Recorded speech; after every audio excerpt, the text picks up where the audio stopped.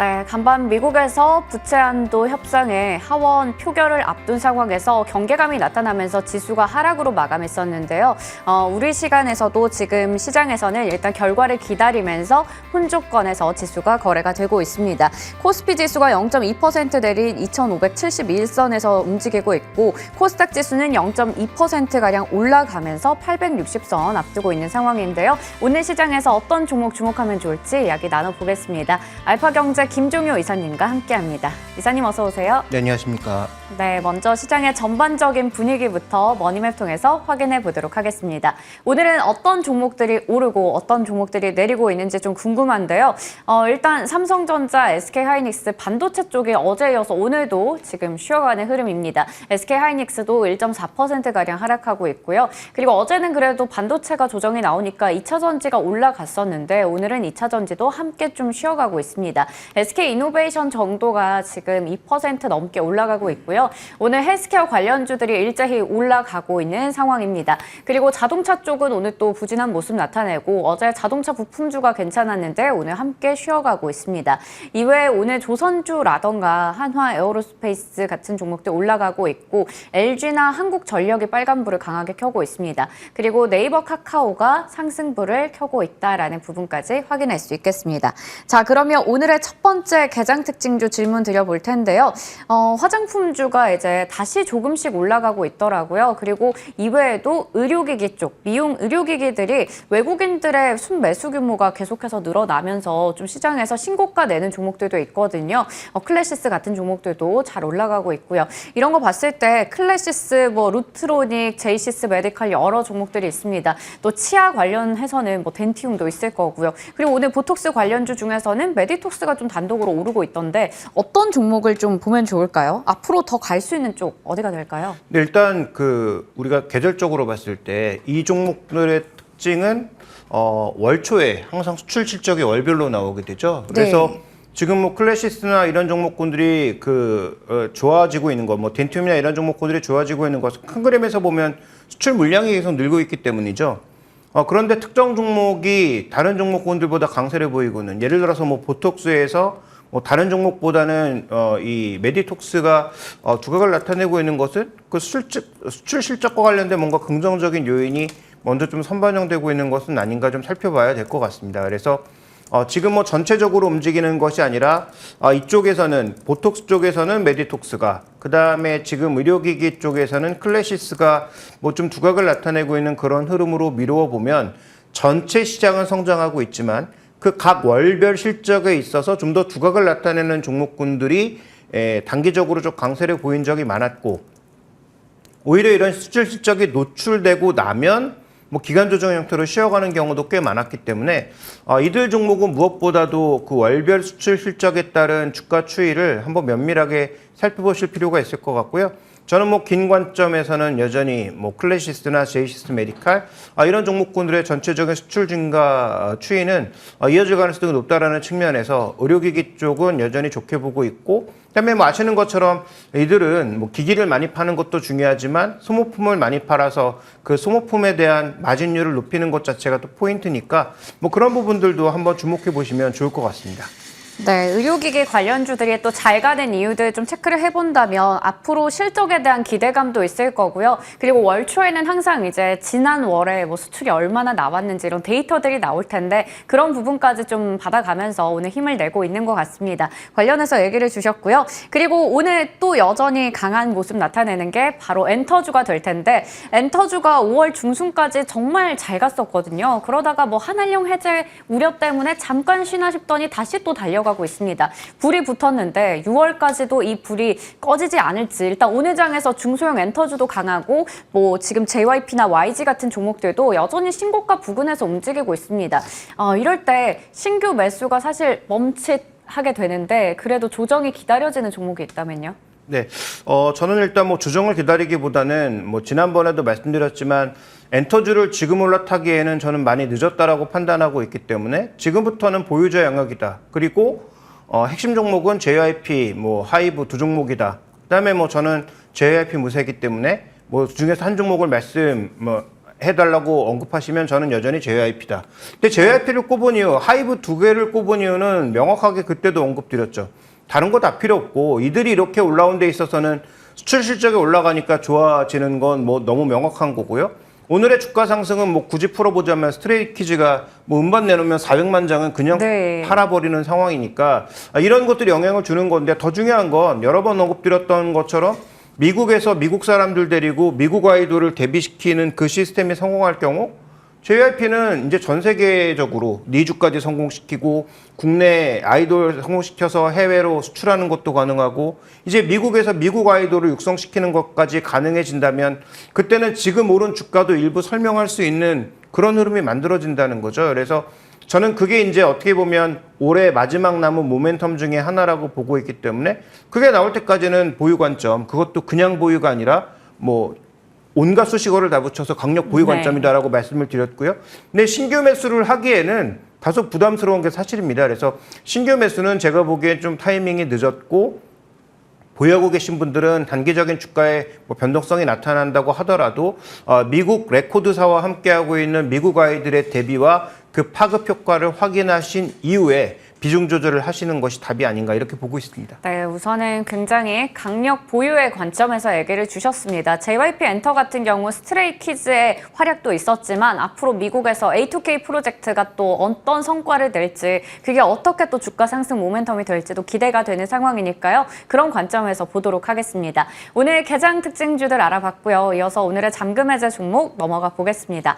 첫 번째 종목은 오늘도 상승부를 켜고 있습니다. 3% 가까이 올라가는 신성 ENG가 될 텐데 숫자로 증명할 시기다라고 하는데요. 이게 아무래도 실적에 대한 얘기가 될 것 같아요. 첫 번째 투자 포인트 열어보겠습니다. 네, 모멘텀인데 일단은 뭐 오늘 오르고 있는 이유는 보고서가 나오기도 했어요. 실적 개선에 대한 기대감도 있고 오늘 그리고 신성 ENG도 하나의 또 태양광주에 묶이기도 하기 때문에 관련주도 올라가면서 같이 올라가는 것 같은데 다른 모멘텀 있을까요? 근데 이제 이 종목은 뭐 태양광 관련주이긴 하지만 태양광으로 보시면 조금 안 되는 게 태양광에서 점점 힘을 빼고 있습니다. 그래서 뭐 과거에 뭐 군산에도 있고 뭐 여기저기 뭐 공장이 있었던 거 지금 다 줄여서 네. 김젠가 하나 남아있는 상황이니까 그다음에 태양광 쪽에서 최근에 폴리실리콘 가격이 떨어지면서 모듈 만드는 업체는 오히려 마진을 늘릴 수 있는 기회가 오고 있는 건 맞지만 그런 관점에서 보면 하나솔루션이 더 낫지 않나요? 그래서 제가 보는 관점에 있어서 신성의 인젝션 포인트는 물론 태양광도 좋아지면 다 좋아지는 기업인데 좀 더 우리가 주목해 봐야 될 게 있다. 본질적으로 이 뭐 하는 회사냐라고 살펴보면 태양광도 하지만 태양광 하기 전부터 바로 이걸 하고 있었죠. 자, 뒤에 보시는 그림은 삼성전자의 평택 라인들입니다. 지금 뭐 P3 라인에 이어서 이제 P4 라인까지 거기다가 이제 용인 클러스터까지 넓게 보면 계속 투자가 늘어날 건데 아시는 것처럼 반도체 지을 때 뭐가 필수적으로 들어갑니까? 클린룸이 필수적으로 들어가죠. 네. 워낙 이제 그 미세 공정을 다루다 보니 그 안에 이제 먼지라든지 이런 것들이 들어가면 안 되는 상황이거든요. 전 그림을 보여주시죠. 그래서 어쨌든 이쪽에 공장 라인이 앞으로 미국 테일러에다가 용인까지 생각해 보면 계속 늘어난다. 그러면 이 안에 들어가는 신성 ENG가 만드는 클린룸도 계속 늘어날 수밖에 없다라는 거고요. 그다음에 이제 다음 그림 보여주시면 이 드라이룸이라고 하는 게 있습니다. 네. 드라이룸은 뭐냐? 이거 2차 전지에서 쓰이는 거거든요. 말 그대로 2차 전지 같은 경우에는 그 수분 관리 이런 것들이 굉장히 중요하기 때문에 이런 설비 자체가 거의 필수적이다라고 봐야 됩니다. 그래서 이런 장비를 만드는 업체가 뭐 원방테크를 포함해서 여러 가지가 있지만 실제로 이 종목이 실제로 수주를 하고 2차 전지 공장이 늘어나고 있는 과정에서 이것이 지금 온전히 주가에 반영되어 있는가? 다른 어떤 2차 전지 장비주만큼 반영되고 있는가? 그렇지 않다라는 거죠. 그래서 이 기업은 뭐 태양광으로도 올라갈 수 있겠지만 그다음에 2020년도에는 코로나를 둘러싼 음압 장비 관련주로도 올랐지만 네네. 그런 것들보다는 본질적으로 반도체, 2차 전지, LCD, OLED 설비에 전부 들어가는 클린룸과 그 다음에 드라이룸 장비의 전반적인 성장에 우리가 좀 더 포커스를 맞출 필요가 있다. 전 그렇게 보고 있습니다. 네. 단편적으로 봤을 때 태양광 쪽을 좀 생각하고 있었는데 그렇게 보기보다는 반도체, 2차 전지, OLED 쪽에 들어가는 여러 가지 과정들 설명을 좀 해주셨습니다. 자, 그러면 이런 부분 때문에 이 회사가 다른 회사 대비해서 좀 우위에 있는 걸까요? 네, 그 부분도 있고요. 그 다음에 또 하나 이제 우리가 주목해 봐야 될 것은 이제 신규 공장이라고 볼 수 있는 용인 공장을 한번 주목해 보셔야 되는데 네. 여기서 이제 포인트가 뭔지 한번 보죠. 자, 그림을 보시면 아까 이제 태양광 언급해 주셨잖아요. 여기 지금 태양광이 쭉 깔려 있습니다. 그래서 이것 때문에 태양광이 뭔가 혜택을 주는 거냐? 그게 아니고 여기서 우리가 주목해 봐야 되는 포인트는 향후 뭐 유럽이라든지 미국이라든지 선진국에 수출할 때 가장 해야 되는 게 뭐죠? ESG, 아리백 같은 거 아니에요? 네. 근데 이 회사는 지금 공장 관련된 전력을 저녁에는 ESS에서 싼 전력을 모아두고 낮에는 그 유유부지와 공장 이 천장에 설계한 저 네. 태양광 설비로 공장에 들어가는 전력의 40% 이상을 자체 조달하고 있습니다. 네. 즉 이 얘기는 아리백을 이미 달성한 기업이다라는 그렇네요. 거죠. 그러면 향후 관련된 여기서 만들어내는 여러 가지 제품들이 해외 수출할 때 있어서의 걸림돌을 미리 어떻게 보면 선제거하고 있다. 그다음에 자기네 회사에서 만든 제품들을 아마 썼겠죠.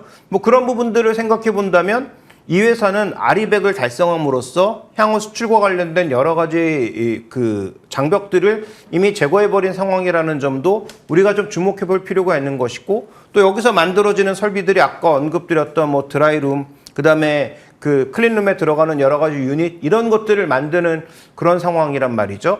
거기다가 우리가 또 한 가지 좀 주목해 봐야 되는 것은 지금 이 태양광과 관련돼서 이 회사가 만들고 있는 또 하나의 장비 자체가 건물에다 그냥 바로 부착해서 태양광을 동시에 이렇게 수주할 수 있는 그런 이제 B2G, 뭐 B2B 정도의 그런 물품들도 늘려나가고 있는 상황이기 때문에 이런 여러 가지 요소들이 이 회사의 매력도를 저는 조금씩 점증시키고 있다라고 보고 있습니다. 그래서 현재 지금 본업 쪽에서 태양광 쪽은 적자 났던 것들을 꽤 줄여가면서 어느 정도 흑자 전환할 수 있는 계기를 만들어 놨다라는 점과 그 다음에 말씀드렸던 이 클린룸과 그 다음에 드라이룸 쪽에서의 매출이 수주와 더불어 올라갈 것을 고려해 본다면 현재 주가가 어느 정도 위치해 있는지를 좀 확인해 볼 필요가 있다. 이렇게 좀 보고 있습니다. 네, 이렇게 수주 잔고가 좀 늘어나는 걸 본다면 올해 실적에 대한 전망도 맑다라고 말할 수 있을 것 같은데요. 근데 지금 주가 흐름을 보면 전고점에서 그리 뭐 많이 차이가 나지 않는 상황이거든요. 지금이 매수의 타이밍이 될 수 있을까요? 네, 일단 한번 보시죠. 지금 이 회사가 이익을 잘 낸 적이 별로 없죠. 왜냐하면 이게 아까 말씀드렸던 여러 가지 장비들이 마진율이 높지 않은 데다가 태양광에서 계속 적자를 보이면서 이 회사는 이익을 그동안 많이 내지 못했거든요. 그래서 준비된 그림 보시면 이게 지금 PER 차트인데 PER 차트가 뭐 말 그대로 굉장히 다이내믹합니다. 말씀드렸던 것처럼 이익이 났다가 적자를 났다가 반복하다 보니까 그런 회사들이 보통 통상적으로 이런 그림을 보이게 되거든요. 근데 작년부터 실적이 조금씩 안정되기 시작하면서 적자 났던 태양광은 대폭 줄이고 네. 그다음에 언급드렸던 대로 지금 뭐 클린룸이라든지 이런 쪽의 설비는 오히려 늘고 있는 그런 측면이 있기 때문에 그렇다면 지금 현재 PER 10배 내외에서 맴돌고 있는 현재의 주가는 그렇게 부담스러워 보이지는 않는다라는 것이죠. 그래서 아까 언급드렸던 대로 드라이룸까지 우리가 생각해 본다면 넓게 보면 2차 전지. 그다음에 네. 지금 삼성전자도 계속 OLED 추가 장비를 발표하고 있잖아요. 추가 장비 수주에 대한 것들을 발표하고 있는데 거기에 들어가는 장비를 발주를 하면 그 전체 공장을 만들 때 클린룸 설비도 또 늘어납니다. 그래서 디스플레이 쪽, 반도체 쪽, 거기다가 2차 전지 그 드라이룸까지 고려해 봤을 때 해당 종목의 전반적인 모멘텀은 마진율이 뭐 높지는 않겠지만 어쨌든 이익이 안정적으로 흘러갈 수 있다는 측면에서 봤을 때 현재의 밸류에이션은 저는 그렇게 비싸 보이지 않는다. 그렇게 본다면 뭐 전고점이 뭐 4,000원대를 단숨에 가긴 어렵겠지만 적어도 뭐 3,000원 한 중반 정도의 네. 가격까지는 우리가 PER 한 15배, 16배 정도를 생각해 봤을 때도 충분히 한번 시도해 볼 수 있는 그 정도의 가격이 아닌가 이렇게 판단하고 있습니다. 네, 가격 전략을 세워주셨습니다. 목표 주가는 전고점을 가기 직전 단계인 3,500원으로 설정해 주셨습니다. 다음 종목으로 넘어가 볼게요. 바로 롯데케미칼 확인해 볼 텐데요. 롯데케미칼의 주가가 최근 들어서 좀 빠지고 있죠. 그런 상황에서 이 바닥을 체크하는 것보다 중요한 게 있다고요? 첫 네. 번째 투자 포인트 보겠습니다. 자, 이제 이 종목은 예전에 한번 언급드릴 때 왜 말씀을 드렸냐면 중국이 리오프닝을 할 때 우리가 소비 관련주에만 신경 쓰지 말고 네. 공장을 연다라는 측면에서 또 주목해 볼 필요가 있다. 그다음에 그때 1분기 당시에는 어느 정도 그 마진 스프레드도 좀 개선되는 모습을 보였었는데요. 자, 지금도 보시면 일단 마진 스프레드가 조금씩 개선되려는 모습을 나타내고 있는데 이게 지금 제품 수급이 좋아서 마진 스프레드가 개선되고 있는 게 아니고 네. 원가 단위라고 볼 수 있는 나프타 가격이 빠지면서 지금 스프레드가 개선되고 있습니다. 그래서 원재료 가격이 빠지고 있으니까 일단 마진 스프레드가 일부라도 개선이 되면서 수요 폭발을 하지는 않지만 그래도 마진 스프레드 개선에 따른 이익의 증가가 나타날 수 있는 그런 구간으로 접어들어서 1분기도 나름 실적이 괜찮았던 거죠. 근데 1분기 실적 괜찮아서 주가 반등했는데 중국의 경제지표 발표되는 것, 그다음에 중국의 최근 경기 상황 보니까 뭐 여전히 답이 없다라는 거죠. 그러면서 지금 다시 빠지고 있는 거거든요. 그러니까 이 회사는 1분기 실적이 그 비교적 시장에 예상했던 것보다 어닝 서프라이즈가 나면서 소폭 반등을 시도했다가 중국 보고 답 없네 그러면서 다시 빠지고 있는 거거든요. 그래서 현재 구간에서 우리가 좀 주목해 봐야 되는 것은 그러면 정말 실적이 다시 나락으로 가서 정말로 저 바닥을 갈 것인가 아니면 지금 정도는 여러 가지 악재가 충분히 반영되어 있는 가격이기 때문에 지금부터 무언가 다른 부분을 봐야 되는가의 판단이 중요한데 저는 후자 쪽이라는 거죠. 왜냐하면 여러 가지 악재들을 털어낸 상황에서 뭐 재무 구조가 좀 악화되고 여러 가지 악재들이 있지만 현재 그것을 충분히 반영한 주가에 마진 스프레드 개선이 일부 이어진다면 최근 뭐 유가 보시면 $70 아래로는 급하게 떨어지지 않지만 또 올라가지도 않고 있잖아요. 그런 관점에서 향후 경기가 둔화되는 상황에서는 유가가 급하게 올라가기도 어렵기 때문에 유가와 100% 연결되는 나프타의 가격도 급하게 올라가기는 어렵다. 그러면 제품 수급이 급격하게 개선되지 않는다고 하더라도 일정 부분의 마진 스프레드의 개선은 가능하다. 여기가 가장 중요한 포인트라고 좀 보고 있습니다. 네, 1분기에 실적도 괜찮았는데 이제 2분기에는 그렇다면 적자를 훌훌 털어버릴 수 있는 것인지 하반기에는 좀 회복세가 나타날까요? 네, 하반기에 아주 급격한 회복은 없다. 이렇게 보고 있습니다만 네. 방금 언급드렸던 대로 바닥을 찍었다라는 것을 확인하는 것이 가장 중요한 것이죠. 그래서 아마도 2분기 실적이 굉장히 중요해 보이긴 한데 준비된 그림 보시면 지금 이 전기보수와 관련된 부분, 아시아 쪽에 이 전기보수와 관련된 부분을 보시면 5월달, 6월달이 가장 크게 전기보수가 늘어납니다. 보수라는 게 뭡니까? 고치는 거죠. 근데 장비 멈추고 쉰다는 얘기거든요. 그러면 전체 시황이 아까 말씀드렸던 대로 급격하게 개선되지 않는다고 하더라도 이 전기보수를 통해서 기계를 일단 쉬게 만들면 전체적인 공급량은 조절될 수 있다는 거죠. 그러면 수요가 늘지 않지만 공급량 조절을 통해서 일정 부분의 수급 개선이 있고 아까 말씀드렸던 대로 원재료 가격이 떨어져서 그 레벨을 유지하면 마진 스프레드도 버텨낼 수 있기 때문에 우리가 주목해 봐야 되는 포인트는 바로 그 부분이다. 그래서 이 종목이 다시 뭐 전고점을 향해 가는 그런 급격한 상승세 어렵지만 그렇다고 지금 모든 걸 포기하고 전저점도 깨고 계속 지하의 지하 바닥을 파는 그런 모습을 보일 가능성은 제가 보기에 좀 적지 않나? 이렇게 좀 판단하고 있는 것이죠. 네, 그렇다면 롯데케미칼의 적정 가격이 궁금합니다. 네, 현재 지금 밸류에이션을 좀 볼까요? 여러 가지 악재를 반영한 주가인가? 그렇습니다. 지금 현재 0.4배로 이게 조금 전 보고서기 때문에 네. 한 10일가량 지나면서 주가가 더 빠져버린 상황에서 지금 뭐 PB는 다시 0.4배로 내려왔습니다. 악재 많죠. 네. 시황 개선 안 되고 있죠. 재무구조 악화되고 있죠. 앞으로 투자할 거 엄청 많습니다. 근데 생각해 보시죠. 미래를 위해서 투자하는 회사에 대해서 재무구조 악화되고 그런다고 해서 우리가 꼭 나쁘게만 봐야 됩니까? 그것이 충분히 주가에 반영되어 있다면 나쁘게 볼 필요가 없다라는 거죠. 그래서 이 종목 가지고 뭐 대박 낼 수 있다 이렇게 얘기 드리기는 어렵지만 그렇다고 여기서 추가적으로 쪽박 찰 가능성도 낮다라고 봐야 되는 것이죠. 그래서 기존의 보유자들 입장에서도 제가 보기엔 지금은 실망하기보다는 좀 더 우리가 마인드를 바꿔서 긍정적인 마인드를 봐야 되는 시점이라고 보고 있고요. 안정적인 투자를 바라시는 분들, 뭐 급격하게 올라갔다 급격하게 빠지는 종목이 싫고 그래도 어느 정도 바닥권에 근접해 있는 종목을 한번 보고 싶다라고 생각하시는 분들은 하반기 중국의 경기 반등 여부와 상관없이 이 정도면 여러 가지 악재가 충분히 녹아있는 가격이라고 판단하고 있기 때문에 저는 목표 주가 짧게 한 20만 원 정도를 근거로 해서 충분히 어느 정도의 관심이 가능한 종목이 아닌가 이렇게 판단하고 있습니다. 네, 목표 주가는 20만 원 정도로 얘기 주셨습니다. 앞으로 롯데케미칼 흐름도 기대해 보도록 할게요. 오늘은 알파경제 김종효 이사님과 함께했습니다. 이사님 고맙습니다.